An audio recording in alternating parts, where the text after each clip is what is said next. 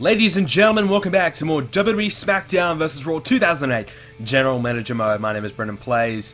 Last week we saw the aftermath of the No Way Out pay-per-view. This week we are so close to finally getting that number 2 spot in the ratings war.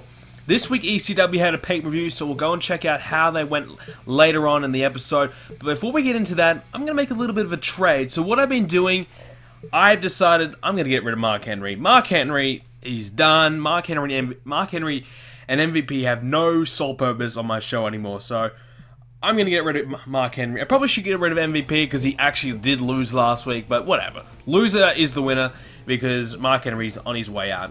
I was going to be cheeky and try and get Ashley at the same time with Kane, but I figured I'm not going to.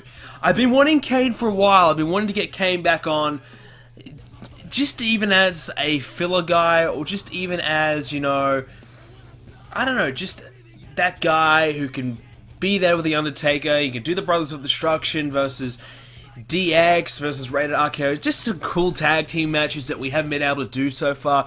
Just some of those. So, in the meantime though, what I'm going to do is I'm going to do Kane and MVP rivalry, you know, as you would do, you know. They're the final 2 guys on the roster. Might as well put them in the rivalry because, you know, as a filler match, you know, we want the rivalry to boost up the ratings a little bit. So we don't want to have that one match on the card that's letting us down to getting a 3.5 star rated match. We want to boost that up. So what we're going to do is we're going to have a 6-man tag. Crime Time Jeff Hardy will take on Sandman Sabu and Ric Flair. So 2 rivalries mixed in together there. HBK and Randy Orton, they'll continue their little series one-on-one. And as we saw, Kane and MVP, we're going to make it a first blood match. Considering their rivalry hasn't started yet, we'll try and boost it up there. Edge and Undertaker will team up to take on Brendan and Triple H. And TLC US title match, Batista and King Booker. Now this is our way to try and beat EC freaking W, because what we're going to do, we need a big match to kind of sell our show, because right now we're 10,000 viewers behind ECW. So what we need to do is we need to do something drastic to come back and take over ECW. So we need a big match, and you guys missed out on No Way Out. Once again, I apologize for that, and if you missed it, go check out last episode if you want to know what happened with No Way Out. So what happened, you know, because of that, I want to do a championship match to kind of make up for it. And my kind of philosophy on the series is I don't want to do a championship match every single week for the sake of getting ratings. That's not my style.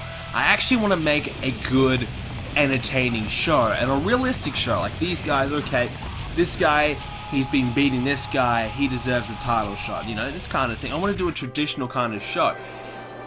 So what happened is we had Batista defeat King Booker, I believe, was it?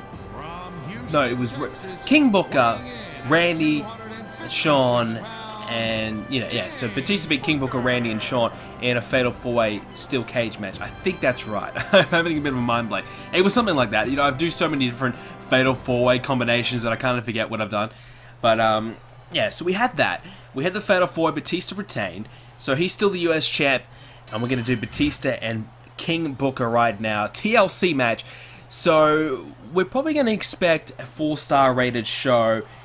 That's what we're kind of aiming for anyways. But if we can get that 4.5 star rated, maybe I'm 5 stars pushing it. So I'm not really expecting 5-star. But if we can get a 4.5 star rated match to kind of close out the show, that may make up for that fact that we will have to do probably a 3.5 star rated match between Kane and MVP. So I try to make that a first blood match just to kind of bump that up a little bit, hoping that that will ease the pressure of the rest of the card. Obviously we have the 6-man tag to kick it off as well. That might probably score 3.5 star rated, but the reason why I did that is because I wanted to do something a little bit different, you know, like I said in last week's episode, well, the previous episode, I wanted to do, you know, a diversity of matches. I don't want to just do the same thing over and over. What I'm doing with Randy Orton and Shawn Michaels though is I'm kind of doing a best of series. So I want those guys to face each other week after week after week, because I want to do like a best of series, and then at the end of it we'll see who is the better of the 2. So that's kind of the point behind that.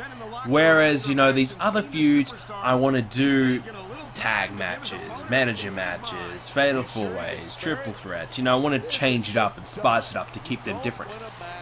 So at the moment, King Booker is in the ring, taunting away. Batista's got the table in hand, wants to try and get in there and try and, well, use the table to his effect. King Booker just taunting away. He's having a good time in there.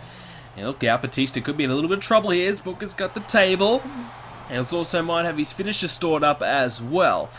So, as well as that, you know, last episode we talked about, you know, possible, you know, the reasons why I chose SmackDown, and we took a little bit of a trip back in memory lane.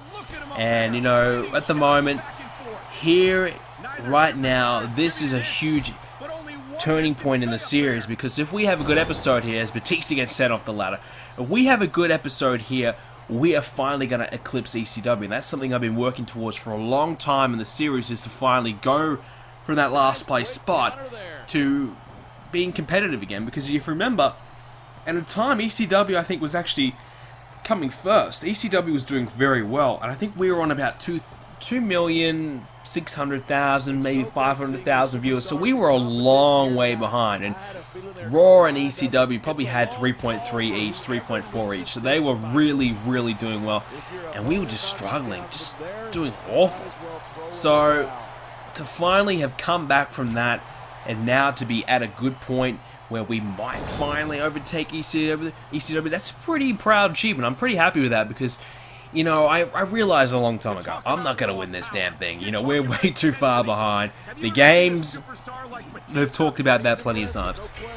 But if we can at least get second place, that'd be pretty awesome. So this episode, we could do that. So we're going to wait and find out later on how we exactly we do, you know, fare. But at the moment, we're trying to do everything we can to get there without doing overboard, you know, because I could easily go, let's do every single title on the line. Let's do that. And hell, I might even do that. You know, I might do that next episode. I don't know. But we can do every title on the line, and that should, you know, all these great rivalries we've got going on, that will really put on a hell of a show. Yes, and if we want to actually try and beat Raw, I might do that. But, you know, like I've said, that hasn't really been my style. And it hasn't really worked, to be honest with you. It hasn't really worked. My style of how I've wanted to do things over the series hasn't exactly brought about good ratings, but it's brought about, I think, a better quality viewing for you guys, and, you know, a more realistic representation of GM mode. I know when I used to play it years ago, I was like, you know what, baby, let's put the world title on the line, Hell in a Cell match this week, just on a random ass SmackDown, and next week I'm like, you know what, baby, let's put the Hell in a Cell, let's put the world title on the line. We won't do Hell in a Cell, let's do a TLC match, or let's do a Last Man Standing match. You know, week after week after week, I was just pumping it out, and you know what happened? Undertaker has been injured for 3 months. Batista has been injured for 6 weeks. John Cena has been injured for 9 weeks. All my guys are just getting fucking injured. And, you know, I was trying to pump out the big ratings, and that's kind of how I was trying to go about it, and it never really worked. And I've had some times where we've lost some guys because of injuries, and that was from my own, you know, mistakes. And you kind of learn from that. You know, like, you learn, okay, we're going to manage these guys. And this is probably the first playthrough I've done where, oh, by the way, Booker T, off the top, dropkick. Probably the first playthrough I've done where I've had only a few injuries, you know, and the fatigue levels of all my top guys have been kept at a minimum, because most of the time, they're always nearly full. And if they wrestle a normal match on SmackDown, they're done. They're getting injured. So it's been a struggle, but, you know, look, we've overcome it. And, you know, you just got to, like, trial a few things. And that's kind of, like, always been my tip for you guys here at GMO. It's just to trial a few things and learn from your mistakes. And realistically, you're never really going to succeed all that well here in GM mode. Especially 2008. There's a lot of things that are going against you. But, you know, in the older ones, maybe. But, I definitely enjoyed the challenge of this one, and, you know, like I said, if we can get the second place, I will feel like we won. I feel like, you know, we had success overall, and if we win WrestleMania in the end, you know, who knows? So, at the moment, though, we've got a really good foundation set for the next couple of weeks, because we've got a lot of rivalries that are going to be turning into 2 thumbed up rated rivalries. So, these matches that are getting 4 stars already, because we've got 2 guys at 100 popularity going at it, we can get them to 2 thumbs up rated, and hell, maybe, I think, just before WrestleMania, some of these rivalries will get to 3 thumbs up. If we can get to that, we are going to hit some 4.5 star rated matches between 2. If we throw a stipulation between it before WrestleMania, we might even hit a 5 star. Put the world title on the line, we might even hit a 5 star rated match. So that could really sway things in our way. And that's the main thing you need to do in GM mode. Is if you want to have good ratings, you just need long-term rivalries. That's the key in GM mode. And that's one thing I failed, and I touched on that last episode. That's the one thing that I did that I failed. And looking back, I needed to do more of that, because I was booking for my pay-per-views. I was never really booking for, let's book for 16 weeks, let's get this match going for on and on and on. Because you really need to do a 12-week kind of rivalry to kind of get the full everything out of it. And so what I did for WrestleMania is I booked all the rivalries, after the Royal Rumble for WrestleMania. So that certainly helped out. But obviously the pay-per-views in the GM mode, considering that you only get like 1 match on the pay-per-views because of the 3 brands, that also makes it a really tough challenge to keep your rivalries between pay-per-views, because if you don't have them compete on the pay-per-views, the rivalry's gone. You lose that rivalry, and that really makes it difficult, because you only get 1 match on the pay-per-view. Most of the time you end up having to do a fatal 4-way because you want to keep those 2 top rivalries going. So that makes it very tough as well. So GM mode, it really throws a lot of challenges at your way, and that's probably why I love it so much, because it is quite challenging. Quite challenging to, beat these 2 shows, and you really do want to beat these 2 shows. So I guess, that's why I'm such a huge fan of GM mode, and I guess that's why I've loved it so much. Last episode I talked about how I wanted to bring it back, and I guess just that fulfillment that you get out of playing GM mode and having a successful brand, I guess that's kind of a big reason why I do like it. At the moment, Batista is doing a bit of a cardio workout right now. He's climbing some steps, he's working those calves out at the moment. King Booker's coming up the top as well to see what's going on, checking out the view. One of these guys are going to get thrown off this ladder right now, and whoever gets thrown off is probably going to lose this match. At the moment, it's going to be Batista off the top, and there you go, suplexed off the top by King Booker. Is he going to get to the cover? Because you have to say that King Booker was probably in the worst situation here. He was going to go back up the top. What's he thinking about now? Alright, he's going to pick up Batista. And wait a minute. Wait a minute. He's got Batista. Oh, Batista bomb. Are you kidding me? Are you kidding? He saw Batista's move and he used Batista's move to win the US title. Are you kidding me? Just when you think you've seen it all, King Booker, he suplexes Batista on the top, picks Batista up, hits the Batista bomb, and wins the US title just like that in a TLC match. That is unbelievable. Are you kidding me? Hell, we've only had King Booker for a short period of time, but he has shown that he is the man. And that is his first championship win here on SmackDown. So that's a big win for King Booker, and I guess that's a big win for SmackDown, bringing in King Booker. Hey, good choice, GM, right? So that was pretty cool. I like that finish there. Stealing the move, and that's truly like a King Booker thing to do. Like, screw you, I'm going to beat you with your own freaking move. Alright, so we had Crime Time, Jeff Hardy beat Sandman Sabu and Flair in 6-man tag team match. Orton defeats Shawn Michaels. I mean, he beat him last week in Rated RKO as well. MVP spoils the return of Kane in First Blood. So that's disappointing for Kane. And Edge and Undertaker, they beat Brendan and Triple H. So that's the show for this week, guys. As we'll skip ahead a little bit, we'll check out the ratings. This is what matters. Here we go.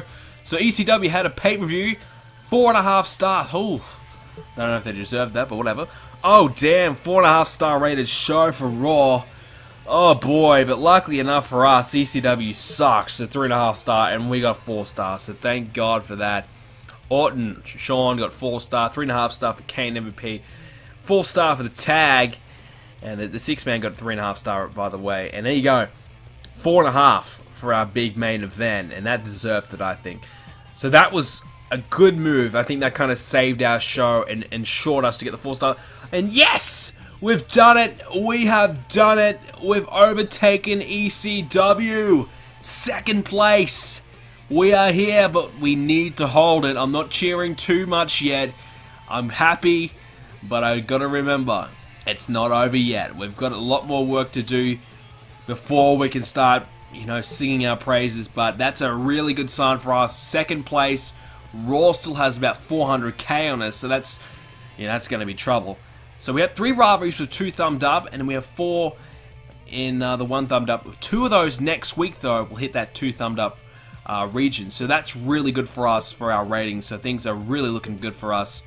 Power 25, baby. We are dominating it. Come on. So things are looking good. Smackdown's on the way up. Second place, baby. Hope you guys enjoyed the video. If you did, shout out to my boy Samir. RKO that like button. Hit the subscribe button as well. Follow me on Twitter, and I'll see you all next episode of GMO coming up real soon.